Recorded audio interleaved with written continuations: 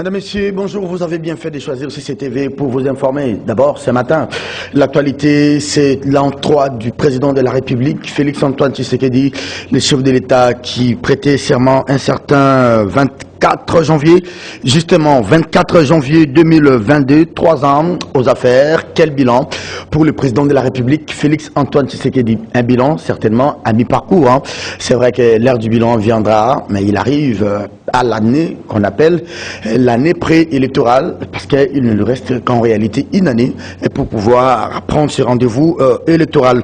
On retiendra peut-être de ces 3 années de Félix Tshisekedi à la tête du pays avec ses idées forces. Quelles sont ces idées forces autour de la gratuité, des idées forces autour de l'assainissement du climat des affaires, de l'assainissement de finances publiques, des idées forces autour de ce que Félix appelle aussi la lutte contre l'insécurité et le rétablissement de la paix à l'est de la République démocratique du Congo. Les idées et forces, c'est également au niveau même du débat public.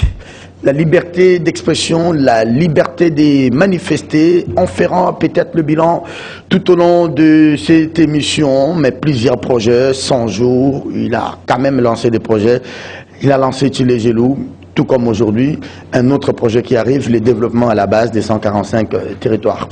Le bilan mi-parcours, bienvenue à vous, c'est tout à l'heure sur Kiosque. On va parler actualité sportive, les adversaires de Léopard sont connus, donc les poulains de joueurs congolais vont pouvoir affronter en barrage les Lions de l'Atlas du Maroc. Ça sera la semaine du 21 mars. Le match aller se jouera certainement à Kinshasa, nous le pensons bien, au stade du Martyr. Et quelques jours plus tard, les barrages retour se jouera au Rabat, au niveau du Maroc. Voilà les thèmes qui vont constituer les menus. Nous ne vont pas non plus oublier ces états généraux de la presse et de la communication. On parle des états généraux de la communication et des médias qui vont se tenir déjà à partir de demain à Kinshasa, plusieurs sites dont les centres Nganda catholiques ici à Kinshasa en République démocratique du Congo. Quels sont les grands enjeux de ces états généraux? On parle des réformes. Comment est-ce que nous devons réadapter, ou si vous le voulez bien, adapter nos lois, les différentes lois qui régissent la presse, les différentes lois sur la qualité des journalistes, l'exercice de la liberté de la presse en République démocratique du Congo par rapport même à notre évolution démocratique, par rapport à l'évolution sociétale. D'autres réformes, c'est même comment est-ce que nous devenons journalistes, comment nous accédons. D'autres réformes, à mon avis également. On doit revenir sur la viabilité des médias. Mais le plus important, ce que nous attendons de ces forums, de ces états généraux, c'est la question, bien évidemment, la question clé, la redevance. Pourquoi on ne donne que la redevance à la radio-télévision nationale congolaise et non pas la redevance à d'autres médias? Les Quinois, les Congolais, tous ne suivent pas que la RTNC. Mais comment vous pouvez demander aux gens de payer pour des produits qu'ils ne consomment pas? Alors, faudrait-il étendre cette redevance à tous les médias, je dirais bien des médias viables qui sont en ordre avec l'État, ou bien il faut laisser l'exclusivité à la radio-télévision nationale congolaise? Edmond Zouba, bonjour. Bonjour Serge. Bienvenue à vous. Hein. Merci beaucoup mon frère. Gauthier, c'est plus de peur que de mal. Hein. Gauthier, c'est effectivement, nous suivions de près sa situation. Il a été retrouvé 24 heures après. J'étais au cimetière de Kimbanseke. Après avoir été brutalisé, gloire à Dieu, il est vivant et je crois que les démarches se poursuivront aujourd'hui pour le dépôt d'une plainte contre inconnu.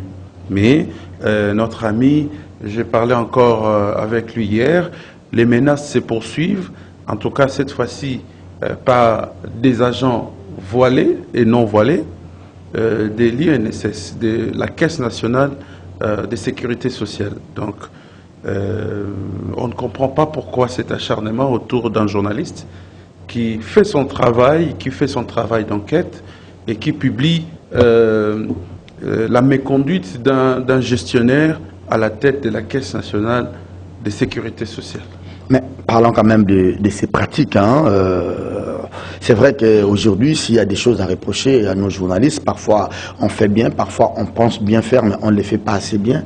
Mais la meilleure manière pour se faire justice, c'est d'instrumentaliser les forces de sécurité pour venir enlever un journaliste sur l'avenue Sayo, le malmener toute la journée jusqu'à la nuit, le brutaliser, lui ravir son téléphone, lui ravir son porte-monnaie avec l'argent et les jeter au cimetière de Kimateke à 1h, 2h du matin. Nous avons voulu, bon, pour ceux qui ont raison généralement, ce qu'ils font, pour des citoyens crédibles, des gestionnaires crédibles, des politiques crédibles, ils envoient un droit de réponse pour soit contredire les faits ou pour éclairer l'opinion. Mais ceux qui savent qu'ils sont dans le mensonge, dans la mégestion, ceux qui savent qu'ils sont dans la mégestion, la pratique la plus courante, c'est d'intimider les journalistes. C'est d'intimider. Donc nous n'allons pas céder. Et heureusement, on était aussi au courant parce que quand l'AMI a commencé des enquêtes, on s'en souvient bien, en date du 13 décembre dernier, son avocat a eu à dénoncer cet acharnement autour de son client. Il a eu même à mettre en garde le docteur Simon Fouti, qui est actuel DGAI de la CNSS.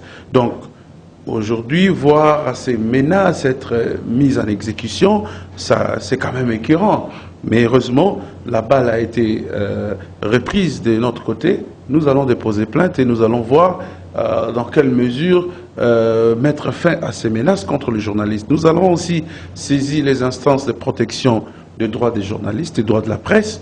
Nous avons saisi en interne comme à l'externe, nous avons aussi saisi certains membres de la société civile pour enfin que ces histoires de menaces contre les journalistes, des arrestations et des enlèvements cessent immédiatement. Très bien, merci Edmé Zouba. En face d'Edmond, nous aurons l'ami du changement. Moi, je l'appelle ainsi.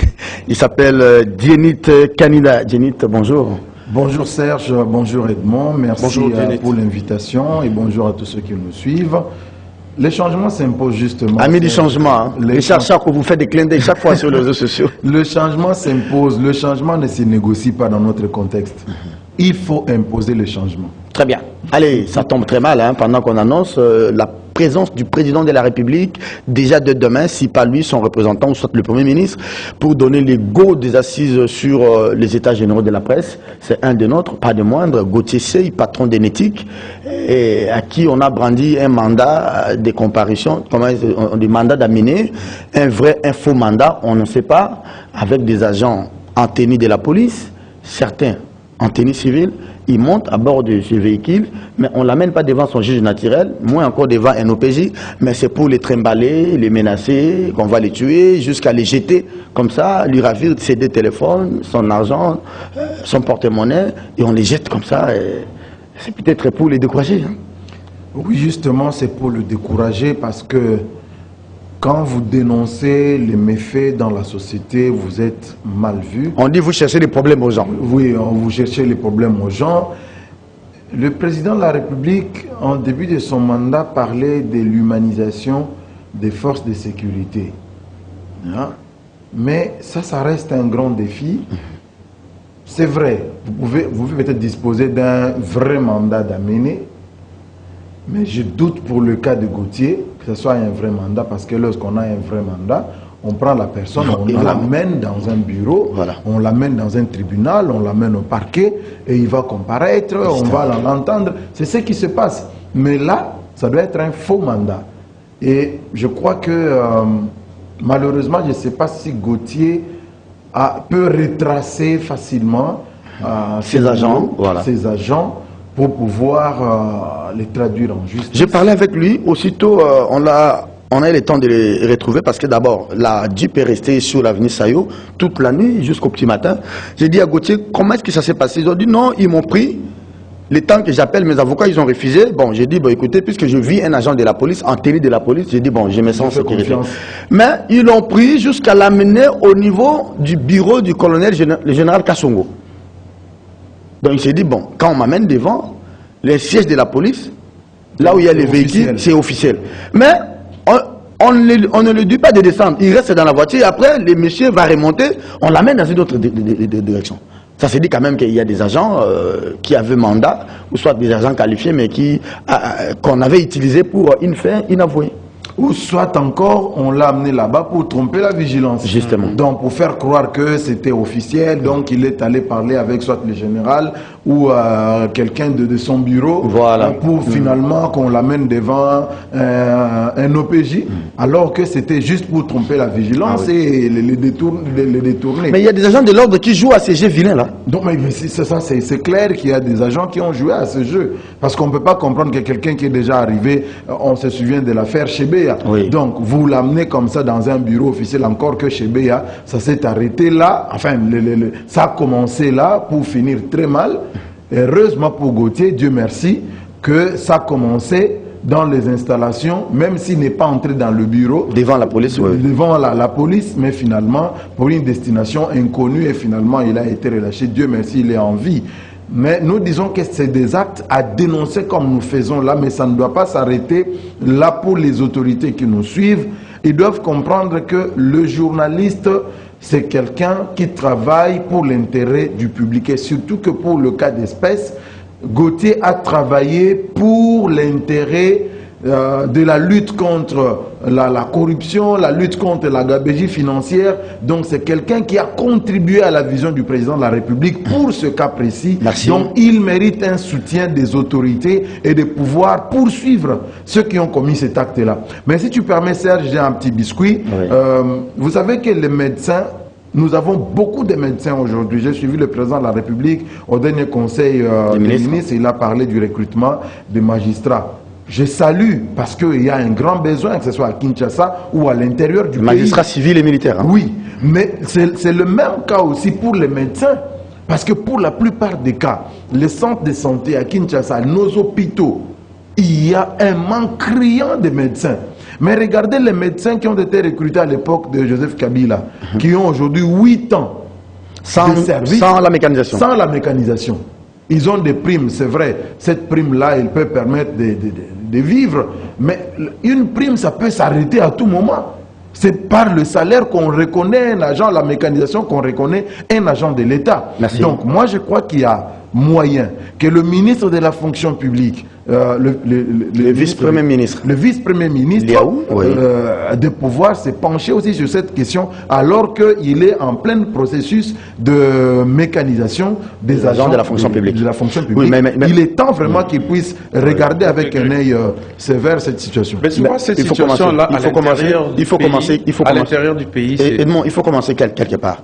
Moi, j'ai vu il n'y a pas longtemps, il y a 4 à 5 mois, on en a fait avec certains médecins qui venaient d'être mécanisés. Ça, c'est encouragé. Aujourd'hui, on pense aux magistrats militaires et civils. Je pense que demain, on va peut-être penser à d'autres catégories. Il faut saluer ce qu'il y a fait avec la mécanisation de plus de 26 000 agents. Ça, c'est une première. 260 000. Ah, voilà, 260 000. Ouais. Mais malheureusement, dans les secteurs de la justice, que ce soit la justice militaire, tout comme la justice civile, les jeunes magistrats, ou soit les magistrats, ne veulent pas parfois aller dans leur point d'affectation. Ils disent que je ne peux pas, par exemple, aller à Gungu ou à Boulungu, je ne peux pas aller à Ndouma, parce que là-bas... Ils appellent ça Bisika Bikaouka. Ah, voilà, malheureusement. La main ne tombe pas. Voilà, moi je crois plutôt, comme maître Benjamin, comment il s'appelle, Wenga a dit sur Top Congo ce matin, on te recrute déjà, on te dit ton lieu d'affectation en cas de réussite. Comme ça, tu sais que si j'ai réussi au test, on va m'affecter à Libengue. Donc, en âme et conscience, ils acceptent déjà avant de passer les tests. Parce que qu'est-ce qu'ils font? Ils attendent de passer les tests, ils réussissent et ils refusent d'aller en leur lieu d'affectation. Ils deviennent en quelque voilà. De kilos. Ouais. Mais ils restent à Kinshasa pour prendre de l'argent. Ouais. En fait, moi, je voulais revenir pour le problème sanitaire évoqué tout à l'heure, la carence de médecins à Kinshasa. À Kinshasa, nous avons même la surabondance. Je compare cela par rapport à la situation à l'intérieur du pays. Il y a des hôpitaux sans médecins et des hôpitaux qui sont, je dirais, pris en charge par des infirmiers. Il y a des infirmiers qui s'autorisent, qui se donnent même le droit d'opérer des gens. Et c'est catastrophique. Vous arrivez dans des centres de santé parce qu'à l'intérieur, vous avez des zones de santé, vous avez les centres de santé, vous avez les hôpitaux généraux de référence. Mais c'est à des distances assez énormes. Alors, quand c'est un infirmier qui vous accueille, il voit que votre état nécessite de soins que lui ne sera pas capable de faire. En principe, il doit vous transférer à l'hôpital général de référence. Mais très souvent, les infirmiers, par l'absence de médecins, ils font un peu le tout. Hein. Ils font le tout. Le diagnostic pose déjà problème. Les diagnostics d'abord va poser problème parce qu'il faudrait des soins d'une très grande capacité comme les soins intensifs, comme l'internement. Un médecin, un infirmier ne peut pas assurer ce genre de soins. Donc il y a des très sérieux problèmes, un peu comme pour le magistrat. Les médecins qui sont recrutés à Kinshasa ne doivent pas rester à Kinshasa. Ils doivent aller servir à l'intérieur du pays. Donc, tout comme les magistrats, vous êtes recrutés ici, va dans ton lieu d'affectation et commence le travail. Merci beaucoup Edmond Izouba et merci à Djenit Kaninda. Je dois noter le nom de Djenit parce que je risque parfois. Djenit Kaninda. C'est pas possible. L'ami du changement. Allez, Djenit Kaninda. Mondial Qatar 2022, c'est jouable pour les Léopards. On connaît désormais l'adversaire des Léopards pour ces barrages. Aller à Kinshasa, retour au niveau du Rabat. Qui sont-ils? Ils sont ce qu'on appelle les Lions d'Atlas. C'est jouable? Oui, j'ai ouï dire que le Maroc est prenable par les Léopards de la RDC. D'abord en match aller au mois de mars ici à Kinshasa, au Stade des Martyrs. Et puis match retour toujours au mois de mars, mais cette fois-là au Rabat. Mais il faut dire que c'est le moment d'organiser l'équipe. Parce que nous avons toujours les mêmes problèmes à chaque compétition. Les mêmes problèmes reviennent. C'est un mauvais sort. C'est maintenant le temps de pouvoir... Il faut quand même saluer un ministre qui a fait quand même ses prouesses dans ce domaine-là. Quand il était là, c'était Denis Kambaye. On dit que c'est un grand charlatan. On dit de lui, je l'ai reçu dans une émission. On dit c'est un grand sorcier. Je l'ai reçu dans une émission, il m'a avoué qu'il mettait tous les moyens. Oui. Alors je demande, mais quels sont... Dans le tout là, il y a quoi? Il dit, Dieu, dans le tout là, il y a tout. Très bien. Ouais. Donc c'est le moment... mettons le sérieux. Oui. Mettons le sérieux. Prenons les professionnels qu'il faut, qui ont en ce moment la balle au pied. Prenons les locaux en ce moment qui ont la balle au pied, des gens qui peuvent amener les résultats. Ne tombons pas dans ce qu'on nous disait toujours, non, Ibenga a un problème de changement.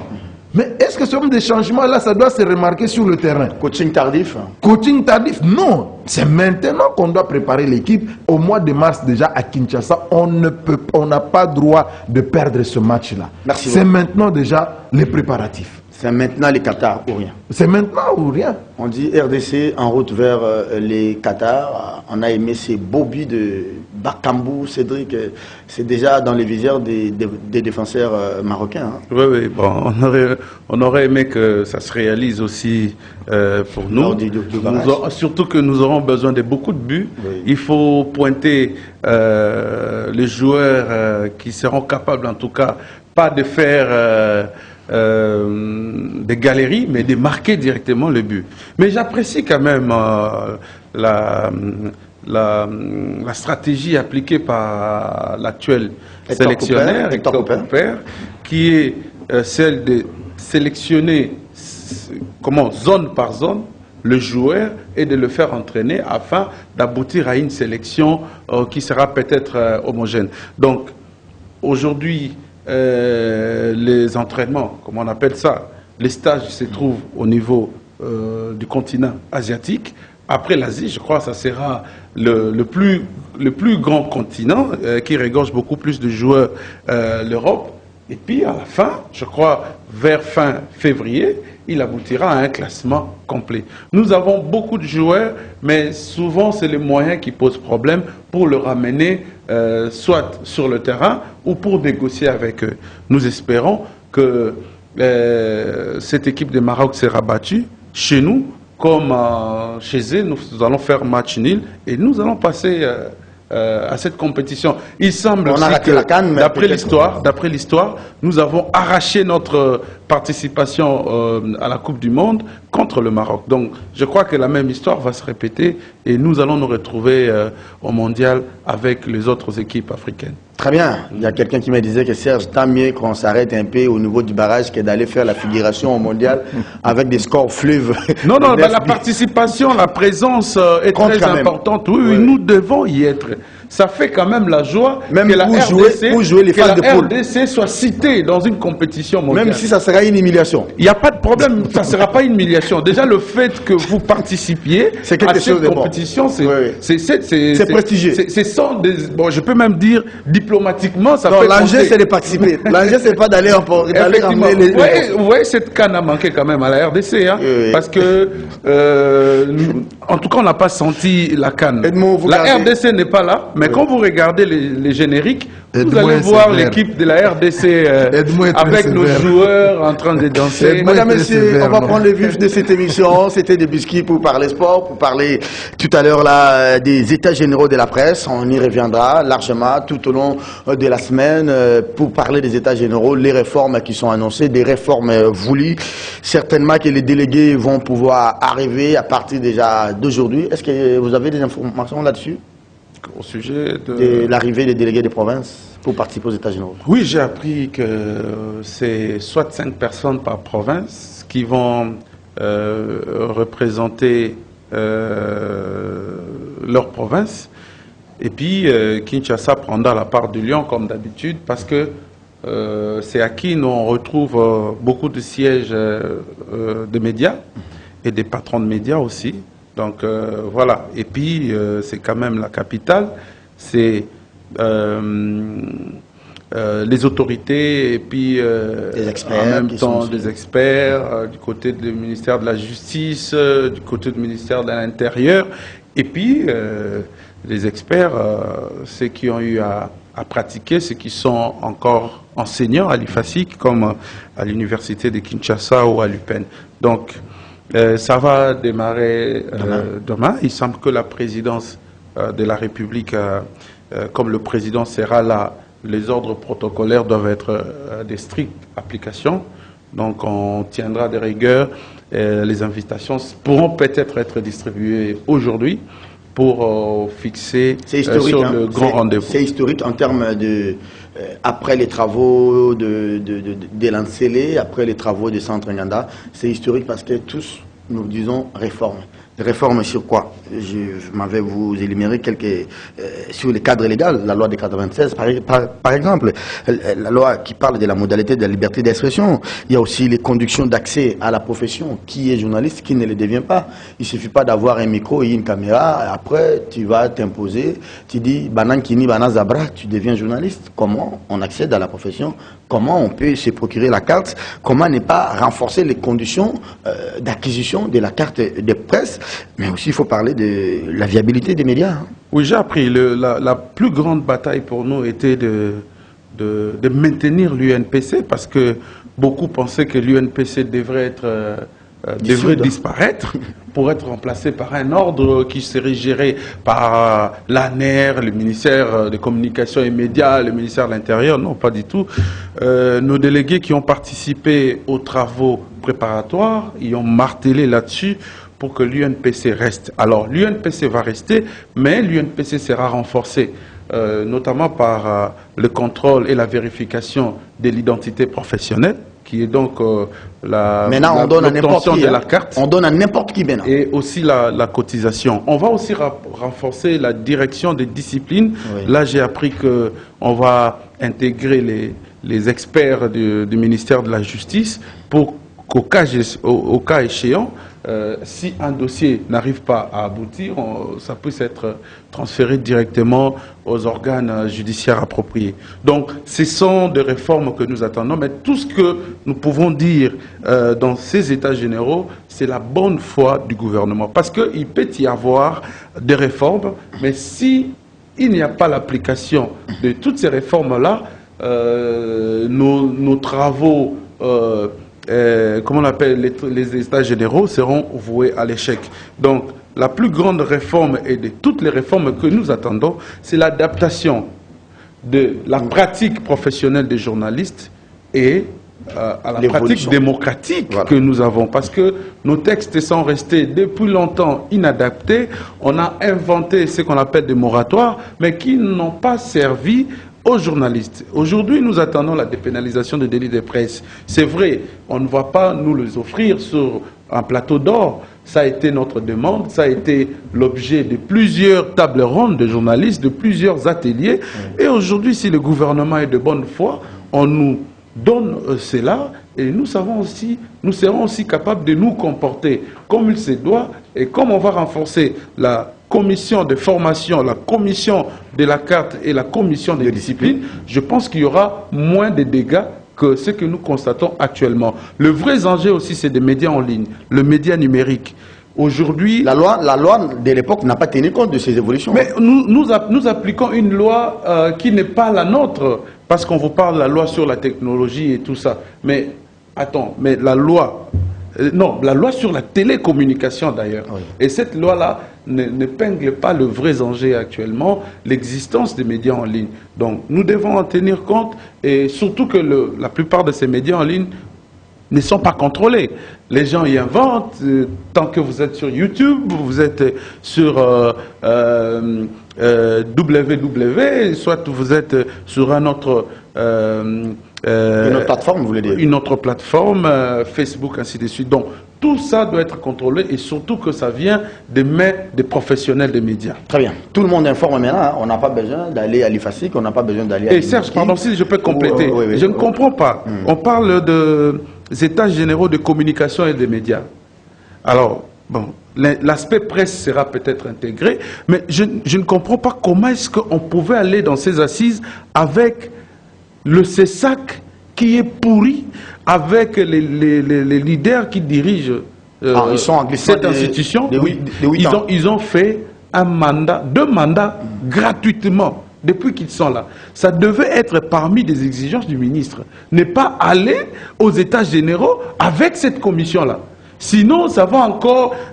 Quelle est la crédibilité des décisions qui seront prises par ces gens-là? Des gens qui sont partants, qui ne peuvent plus engager là.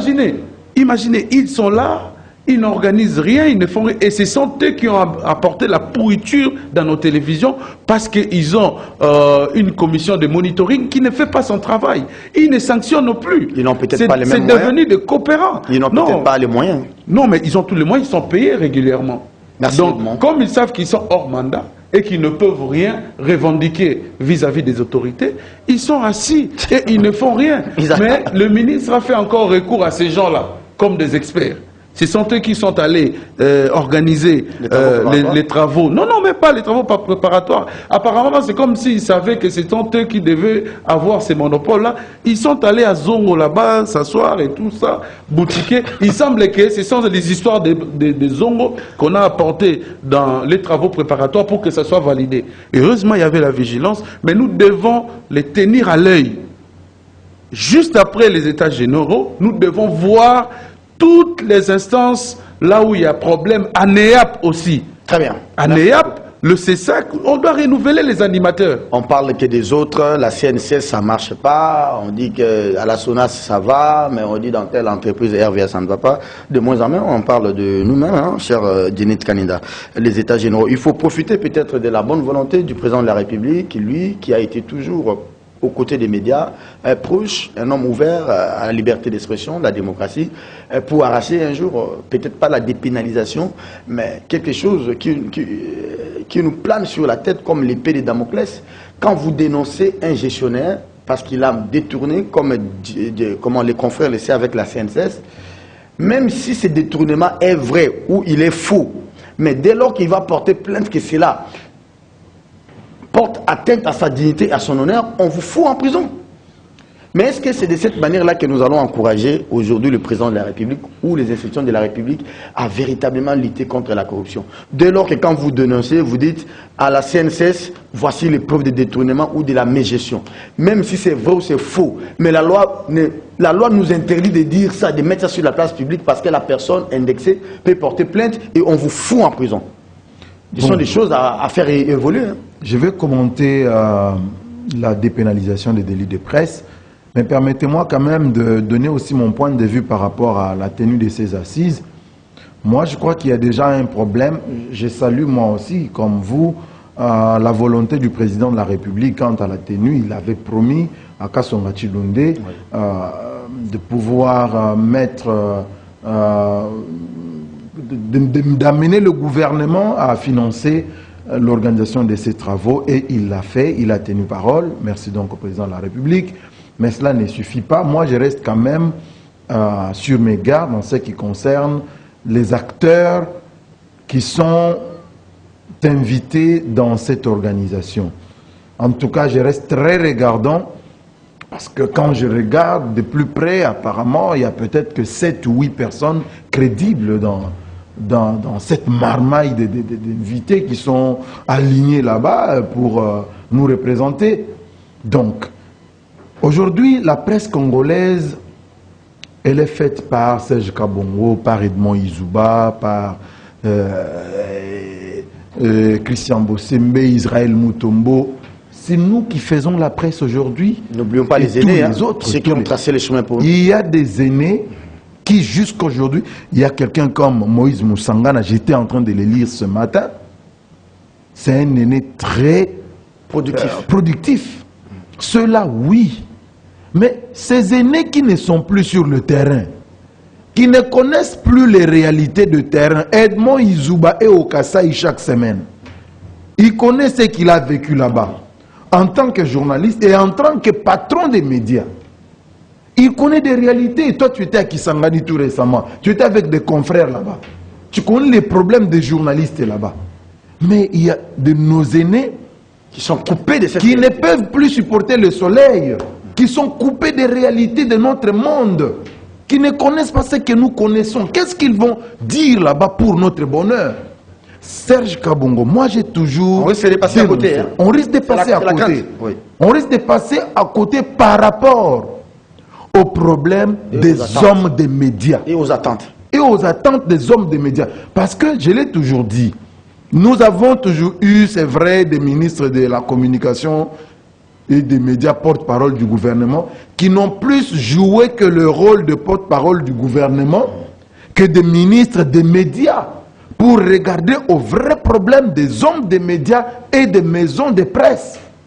Vous évoquez ici la question de la redevance qu'on ne reverse qu'à la télévision nationale congolaise. Qui regarde la RTNC? C'est vrai, on nous a promis qu'on va refaire une grille de programmes, tout ça moderne. Moi, je suis le communiqué écologique, je suis aussi les ordonnances. Ça, au moins, c'est des faits vrais. Et les obsèques en direct. Ouais. C'est ce que la RTNC diffuse. Donc, moi, je paye aujourd'hui... l'émission de notre confrère le matin. C'est la seule émission qu'on regarde qui intéresse aujourd'hui le public. Lorsque Jessica Bassel finit son émission, qu'est-ce qu'on regarde encore sur la RTNC? Donc, nous payons pour regarder les obsèques sur la RTNC.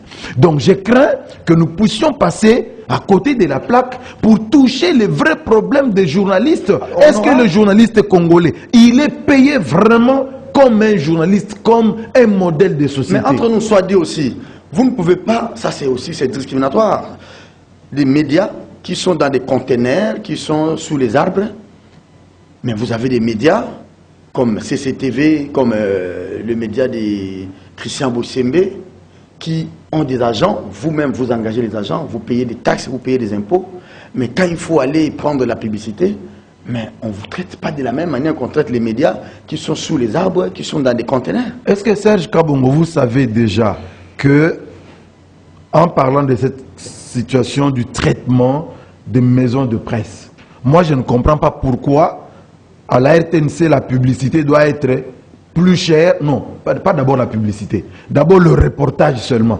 Pourquoi le reportage doit être...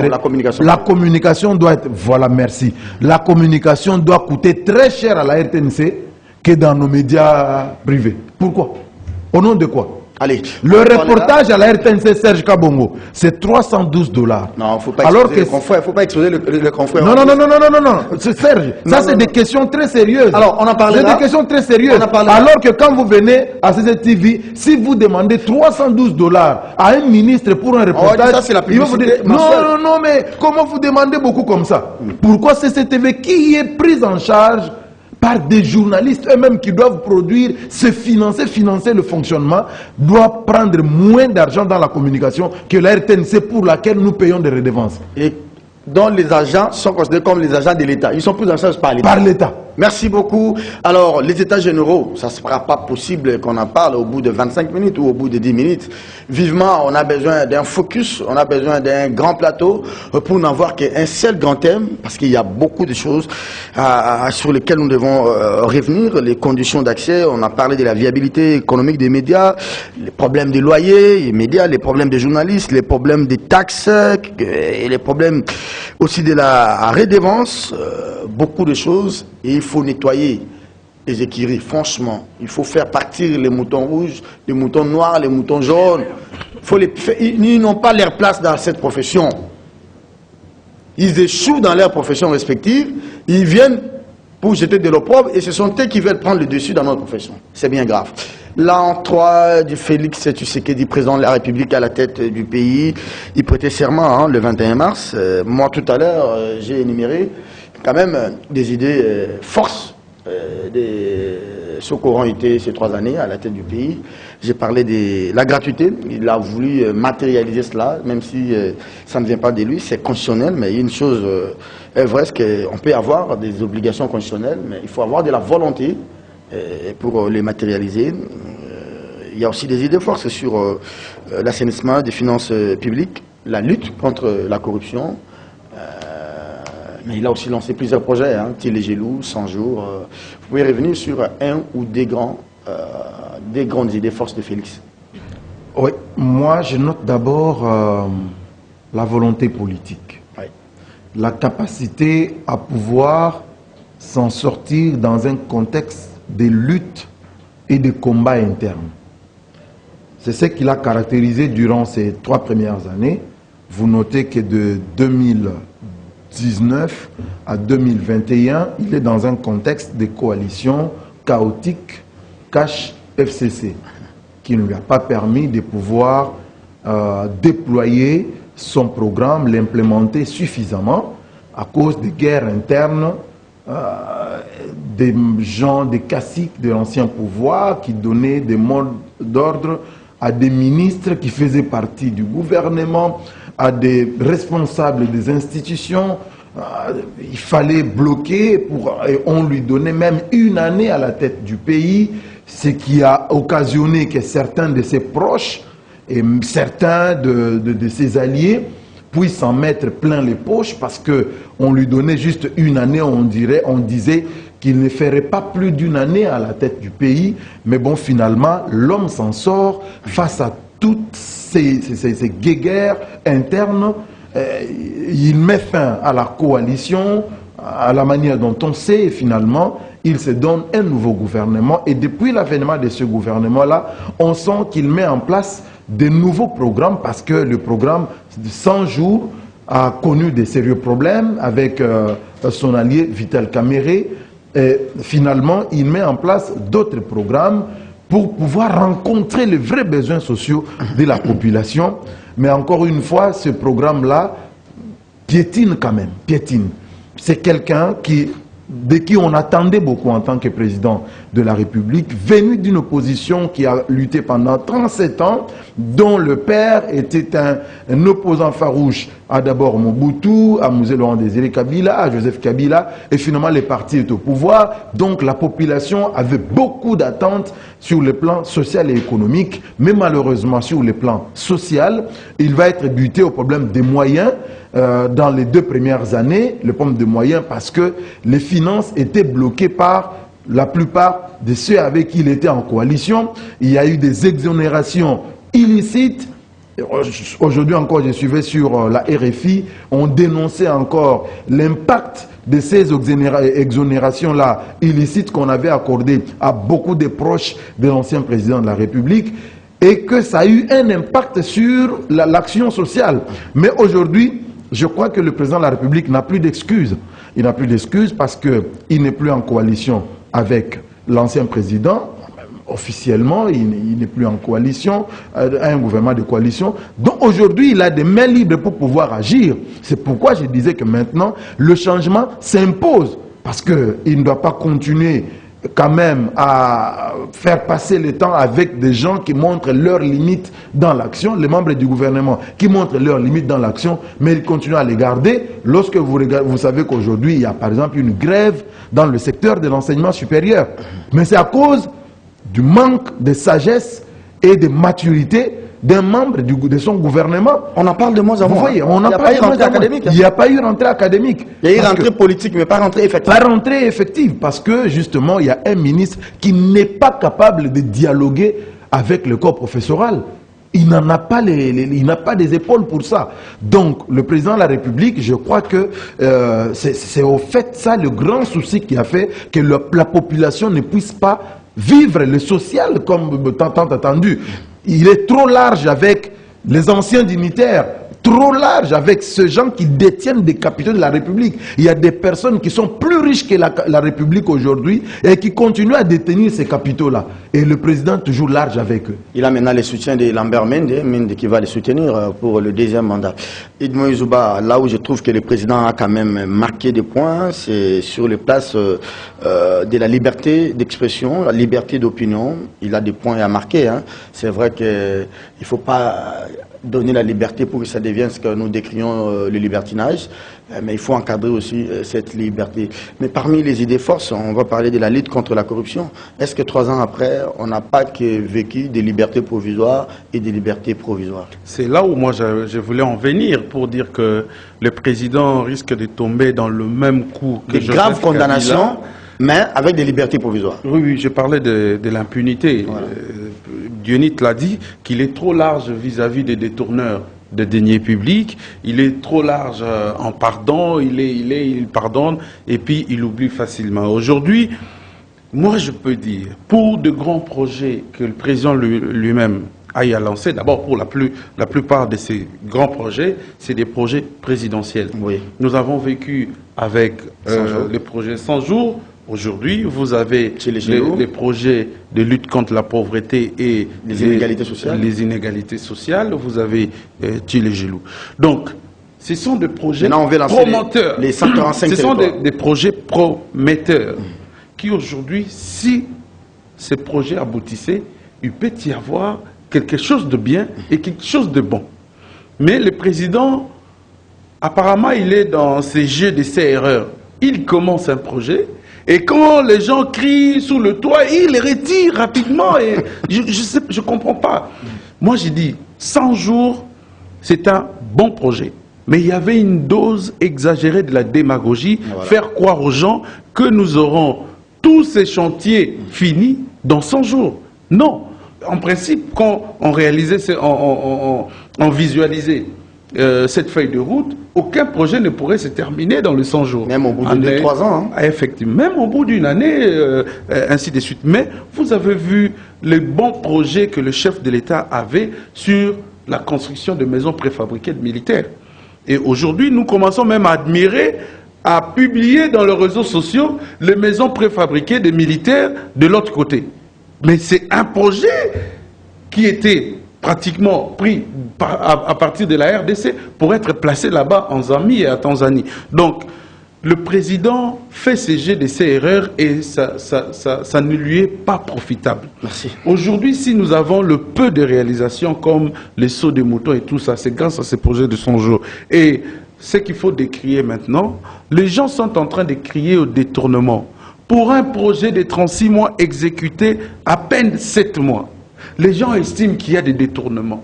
Et dans ces genres de brouhaha, le président de la République peut retirer encore ce projet. Pourtant, c'est un projet préfinancé. Oui, je parle de Tchilégelou. Mais ça vient de la présidence. Je parle également parce que c'est l'inspection générale en chef qui le dit. Non, mais écoutez, ça ne vient pas de la présidence. Le président a fait ce qu'on appelle, la présidence a fait une proposition. Ce projet-là est exécuté par le gouvernement et c'est préfinancé par l'entreprise d'État chinois Crexet. Vous avez encore ce projet-là de lutte contre la pauvreté et les inégalités sociales. C'est financé par le FPI. Bon, c'est lui qui finance, vous dit qu'il n'y a pas de détournement. Il vous dit qu'en dehors de ces infrastructures scolaires et sanitaires, il y a cette histoire de disposition de conduite d'eau vers ces biens. Il y a également de l'électricité qui doit être mise en place. Et tout ça, placer les installations et fournir à ces infrastructures de meubles et des besoins qui sont imposables. Vous dites non par rapport à ça et tout ça. Et les ministres sont là, ils entretiennent la confusion à souhait. Non, mais 3 ans, on ne peut pas saboter des projets aussi proches du social comme ceux-là. 3 ans après, moi j'estime que le bilan est mitigé. Le président de la République doit fournir beaucoup d'efforts. Il lui pose un très sérieux problème. À l'époque de Kabila, c'est vrai, il y avait des initiatives, mais l'argent sortait sans pour autant arriver à la destination.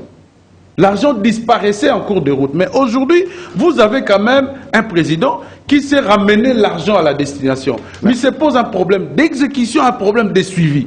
Il faut que le président de la République, s'il veut avoir 2 pieds sur terre, il doit renforcer le contrôle dans tous ces travaux, il doit renforcer les suivis. Donc c'est ce qui manque actuellement le président de la République. Et ce programme et aussi la des 145, le programme des 145 jours, ce programme n'a pas encore vu jour, n'a pas encore commencé, mais les gens parlent déjà du détournement. Ça, c'est très sérieux problème. Non, mais ça devient de l'acharnement. Oui, mais les gens imaginent des détournements. Il suffit seulement qu'il y ait un document dans le réseau social. Non, détournement, on a détourné. Merci. Non, je pense que c'est chantage-là contre le projet, c'est chantage-là contre le projet du chef de l'État, contre le projet du gouvernement doit cesser. Et on ne doit pas céder à la panique à chaque fois quand l'IGF crie. Non, on doit aussi vérifier l'IGF. Si c'est ce qu'il rencontre sur la surmédiatisation de ses actions sont vraies. Merci à Edmond Izoba. Des fois, ces allégations ne rencontrent pas la vérité, ni la réalité sur terrain. Moi, j'étais là, il a parlé de Tchil et Gelou.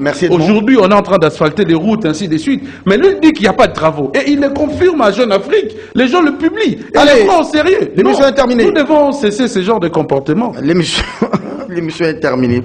3 ans après, nous pouvons dire tout ce que nous voulons. Parce que nous sommes des journalistes. Peut-être nous avons l'avantage que vous n'avez pas. C'est de vous dire, c'est d'avoir des 45 minutes. Mais je sais que 3 ans après, chacun d'entre nous, chacun d'entre vous, peut faire et tirer son propre bilan. Même le président de la République, là où il nous suit, là, il a son propre bilan. Prenez rendez-vous avec Kiosque demain, avec le même plaisir. Allez, ciao!